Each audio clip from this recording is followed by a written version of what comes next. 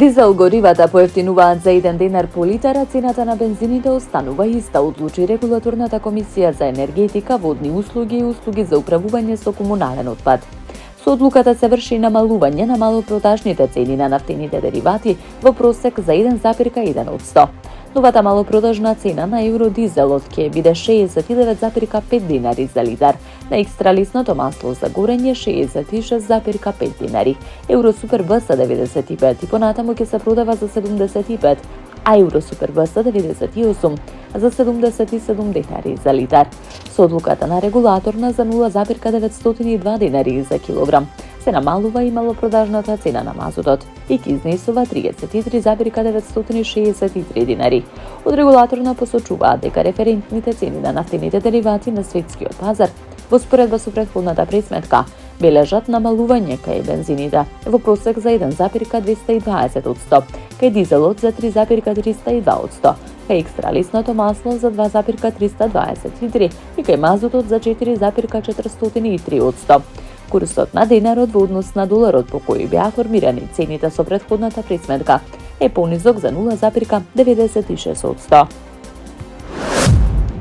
Преку Министерството за дигитална трансформација досега на студенти се издадени приближно 40.000 ваучери за набавка на електронски уреди. Повеќе од половината од нив 21.000 се веќе искористени. Рокот за аплицирање е до 20 декември, соопшти министерот за дигитална трансформација Стефан Антоновски. На новинарско прашање Антоновски оценува дека проектот со ваучерите е успешен и затоа сведочи метежот и побарувачката во продавниците. Очекува до крајот на јавниот повик 20 декември најголемиот дел од студентите да ги земат ваучерите, а до крајот на рокот за проектот 1 јануари да набават уреди. Остануваат уште 15.000 нераспределени, очекувам до крајот на јавниот повик најголемиот дел од студентите да го извадат ваучерот. Она што ме радува е што 21.000 студенти веќе си подигнале електронски уреди со тие ваучери, што значи дека нешто повеќе од половината се искористени. Очекувам до 1 јануари сите кои биле заинтересирани подигнале ваучер да го реализираат. Има голема побарувачка, тоа и целта на проектот, изјави Андоновски.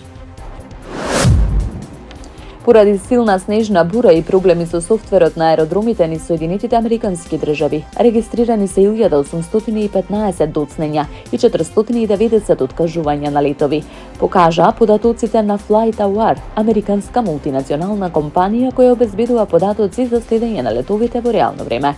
Најмногу доцнења и откажувања на летови имало на аеродромите во Чикаго, Њу Јорк, Бостон, Минеаполис и Детройт. Верижен судир во кој учествувале 45 возила се случил на меѓудржавниот автопат во Индијана во саботата наутро по локално време. Националната метеоролошка служба издаде серија предупредувања и совети за зимска бура за денес од Монтана до Охајо.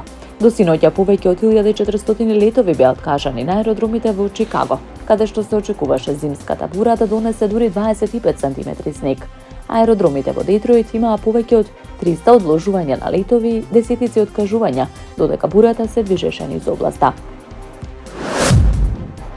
Повеќе од 1000 лица загинаа во катастрофалните монсунски поплави што го парализираа регионот на Јужна и Југоисточна Азија, погодувајќи ги најсилно Шри-Ланка и Индонезија. Спасувачките екипи и армијата непрекинато работат на евакуација и расчистување на блокирани патишта и доставување на помош до западените населени места.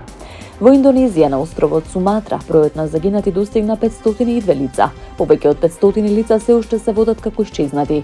Председателот Правобо Субијанто распореди хеликоптери, авиони и воени бродови за да ги пробијат одсечените подрачја, погодени од масивни склечишта и калливи наноси. Шри-Ланка исто така се соочува со огромна трагедија. Поплавите, предизвикани од циклонот Дитва, однесоа над 330 животи. Председателот прогласи вонредна состојба, опишувајќи ја ситуацијата како најголемата катастрофа во историјата на земјата по цунамито во 2004 година. Монсунските врнежи ги зафатија и Тајланд и Малезија, како стотици илјади домови се под вода. Во Тајланд загинаа најмалку 176 лица. Јавноста остро ја критикува владата поради пропустите во управувањето со кризата.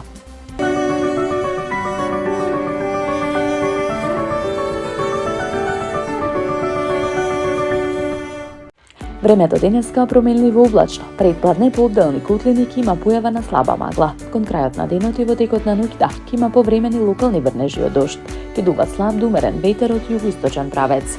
Во Скопје претежно облачно време со слаб јужен ветер. Според најавите од управата за хидрометеоролошки работи, од утре се очекува промена на временската состојба. Ќе преовладува претежно облачно време со повремени локални врнежи од дожд. На повисоките планини врнежите од дожд ќе преминуваат во снег, како и денеска во предпладневните часови. И утре по одделни кутлини ќе има појава на магла.